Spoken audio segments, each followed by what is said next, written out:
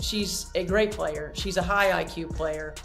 She adjusted really quickly to this league. Unbelievably quick to this league. And now it's about becoming not just a great player, but becoming a great leader for this team so that we can win not just a championship, but championships. And what does that look like? Stephanie White isn't holding back now that the gloves are off.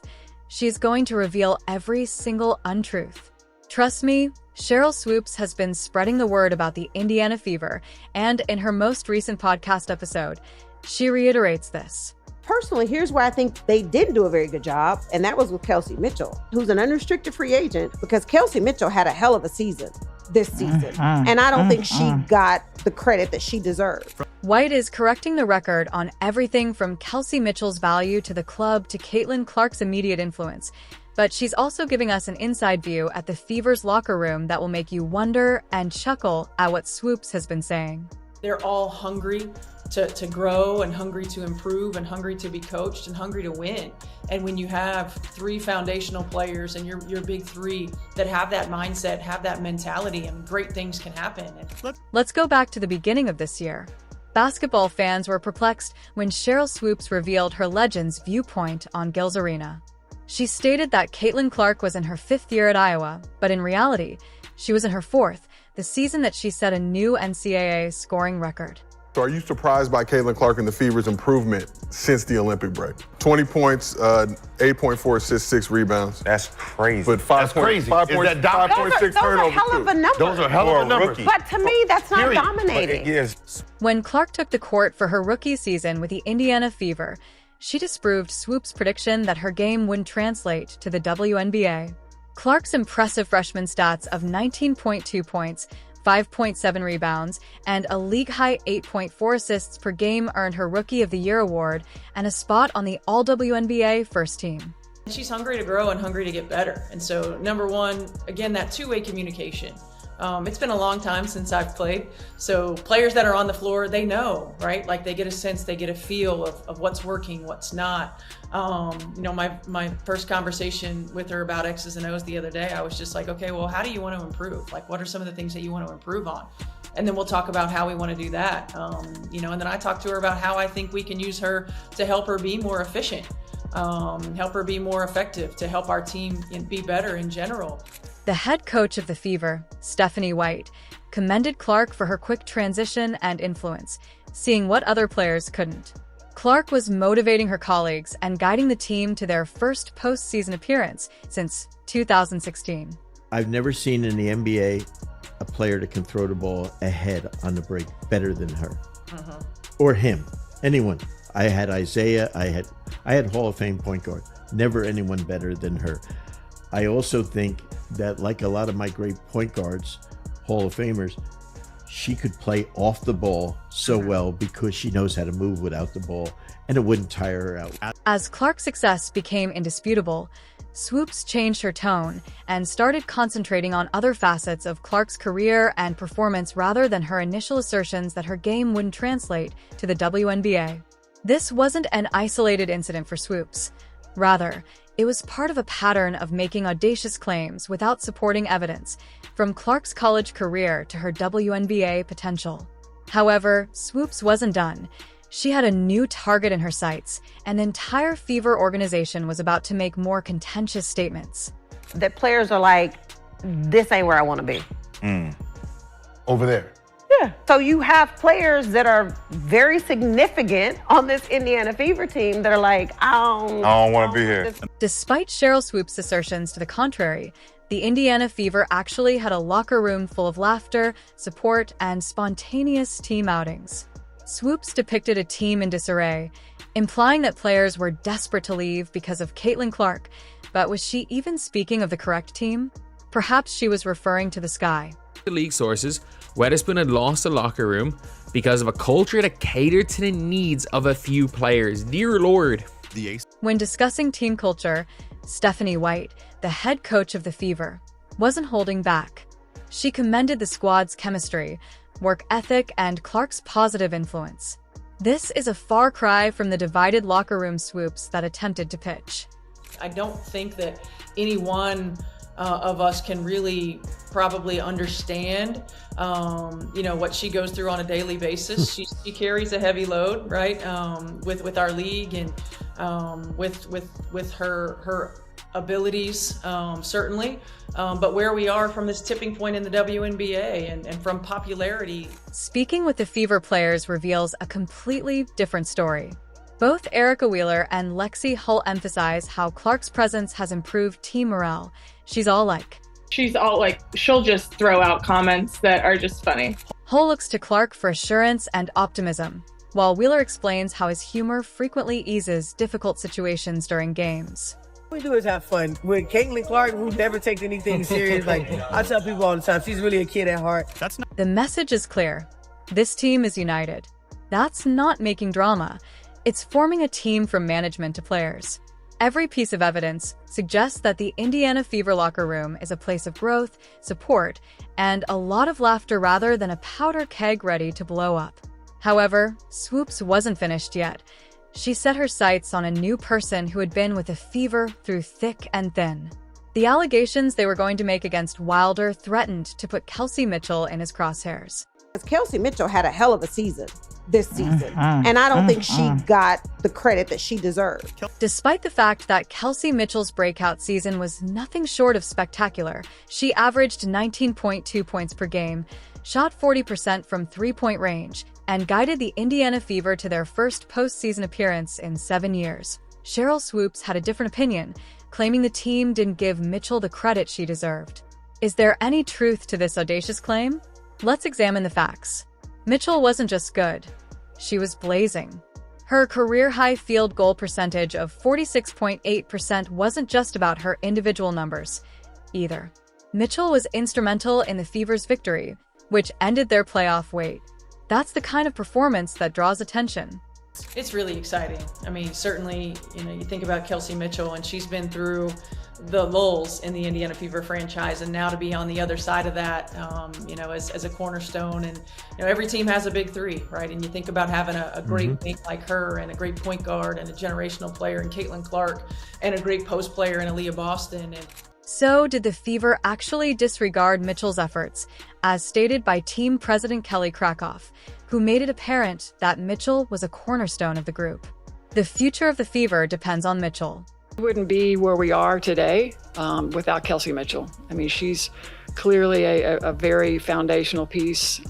She's got 7 years of being in and out of this building. She went through a lot. Did playing with rookie star Caitlin Clark overwhelm you on the court? Clark's league-leading assists actually increased Mitchell's scoring opportunities, according to analysts who noted Mitchell's brilliance. This was an example of two players improving each other's game, and Mitchell herself didn't seem to feel underappreciated.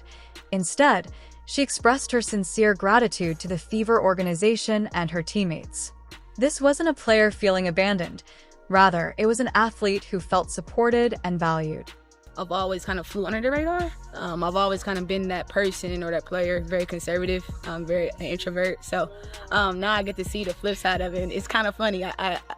I can laugh about it because I know it's come from a genuine place, but I embrace it from a standpoint of like people not guaranteed to see me play, and now that they do, I just hope I do right by it, What are we left with, then, is a star player finding her footing, a team realizing her value, and a story from Swoopes that simply doesn't fit reality.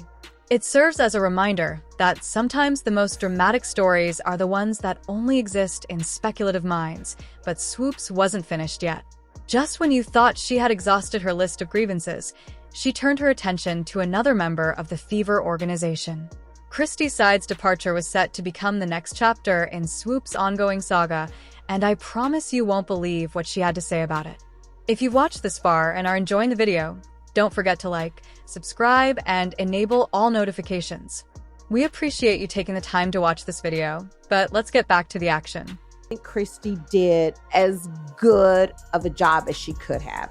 Managing all of the craziness, all of the Caitlin mania, all of the hype, all of the media. It was just so much that came with that. Call me a conspiracy theorist, but it's not lost on me that the day after Christy Sides is let go is the day that Stephanie White stepped down from coaching in Connecticut. Chris Sides guided the team to their first postseason appearance in 7 years, but she abruptly lost her position.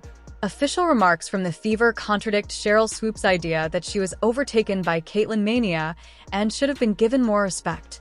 The team's president, Kelly Krakoff, commended SI for her outstanding commitment while serving as head coach. This doesn't sound like a team discrediting someone, does it?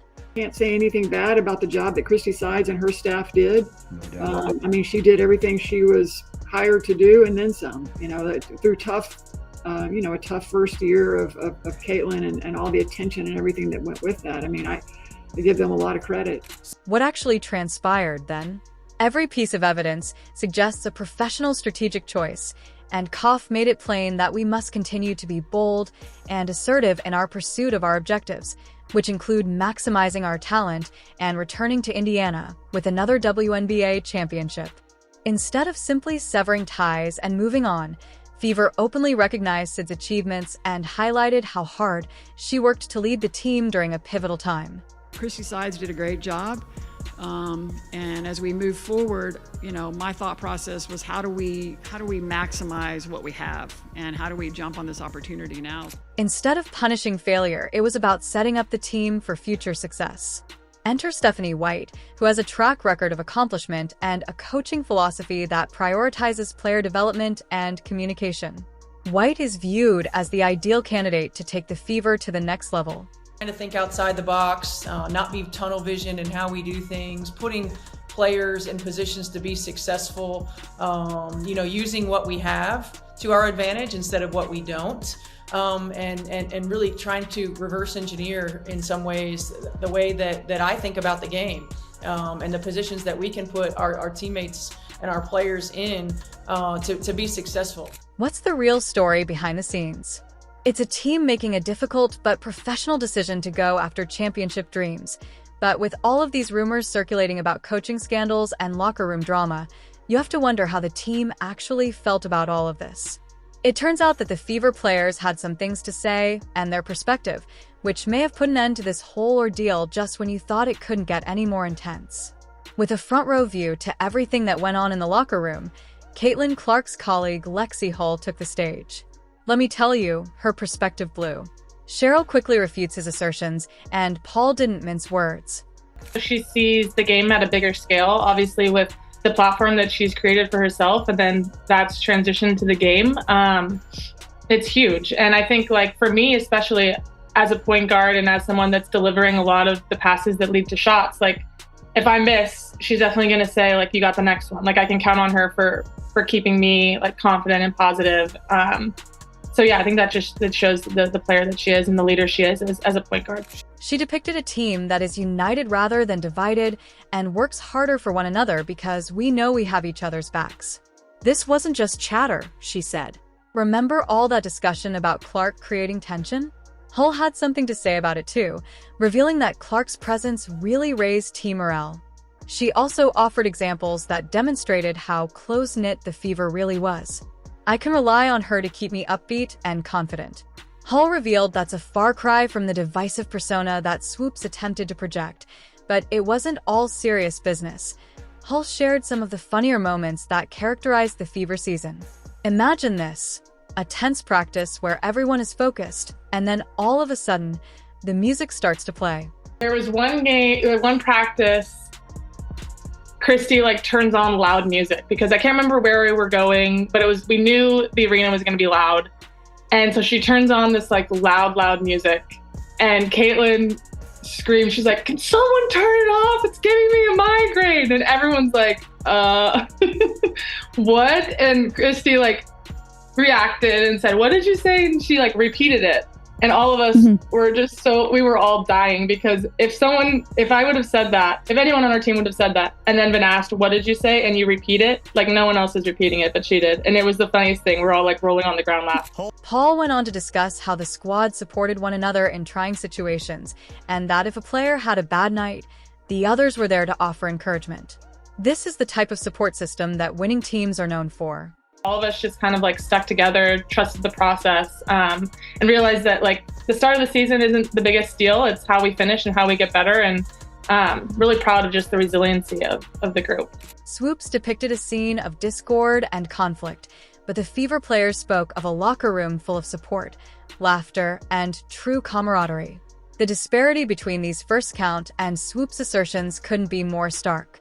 As the dust settled on this latest chapter of the Fever saga, it became abundantly evident that this team was stronger than any rumor or controversy thrown their way.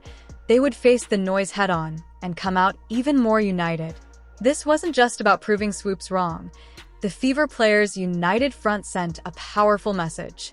They weren't just defending Clark or the team culture. They were showing the world what they were made of. The biggest thing is finding people to kind of get you out of that cycle and get you to thinking about the positive things. However, a significant question remained after all of this discussion about player bonds and team chemistry. What did this mean for the Fever's future, and how would this newfound unity translate to on-court success? Stephanie White, the team's new head coach, had some ideas on the matter, and I promise you'll want to hear what she has to say. Following her successful tenure at Connecticut, where she won Coach of the Year, Stephanie White brought a fresh perspective to the Indiana Fever. She saw Caitlin Clark as a high IQ athlete who had quickly adapted to the WNBA and as a future leader who could lead the team to numerous championships. I'm not one of those coaches that is going to be set in her ways. Not one of those coaches that isn't, I'm willing to try new things. White's strategy stood out because she concentrated on developing close bonds with all of her important players, such as Kelsey Mitchell and Aaliyah Boston. Her initial discussion with Clark wasn't about plays or tactics, but rather about how Clark wished to develop this player.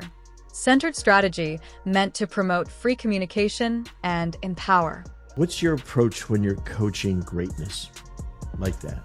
Yeah, I think first and foremost, just talking basketball, right? Just having general basketball conversations about what she's watching, what she likes, what are some of the things what are some of her thoughts from, not just what the Indiana Fever have done, but from the game of basketball in general.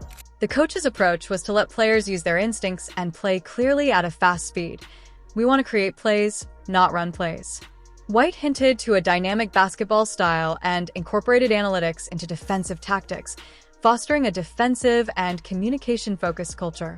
Our goal is to win championships and hang banners, White said, demonstrating her dedication to leaving a lasting legacy for the community.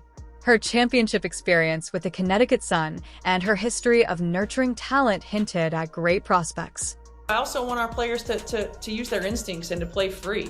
We want to make plays, not run plays, right? We want to have sets that give us certain spacing that we want, depending upon our rotations, who's on the floor, who we want to attack, what matchups we want to get to, how can we manipulate them. So we'll have certain play calls that just give us space to operate. And then whichever play we make, whichever pass we make determines, one of three actions that our players can read from. And so really giving them the freedom to play within a system. Her passion to Clark's progress was clear since 8th grade. White had followed Clark's career and kept in touch with her college coaches. Her meticulous attention to detail demonstrated her dedication to developing Clark's talent and incorporating her into the Fever system. As White outlined her plan, it became evident that the Indiana Fever were striving for greatness under her leadership. With Clark at the forefront of the court and a squad brimming with skill and promise, both supporters and detractors were left wondering if this was the beginning of a new era for Indiana basketball. It's our job then as coaches to continue to put them in positions to succeed, and our job as a franchise to put the pieces around them that will fill some of the gaps and fill some of the holes. And ultimately our goal is to win championships and to hang banners. When everything is said and done, Sheryl Swoopes' claims. Picture this. The team gathered together, laughing and telling stories over a post-practice dinner. The joy is evident as they look forward to 2025. This is the true story of the Indiana Fever. Stephanie White's idea of winning championships is based on a squad full of talented players, not just empty rhetoric. The immediate effect of Caitlin Clark, along with the goals from Kelsey Mitchell and Aaliyah fans, are on edge of their chairs because to Boston's dominance in the paint. Are you prepared for this new era of Indiana basketball because it's already here and about to get even more exciting? If so, let us know in the comments, like, subscribe, and turn on all notifications so you never miss a thing. The Fever isn't just showing up, they're aiming for greatness with leadership and a united locker room. We'll see you in the next one after you click the video on the screen.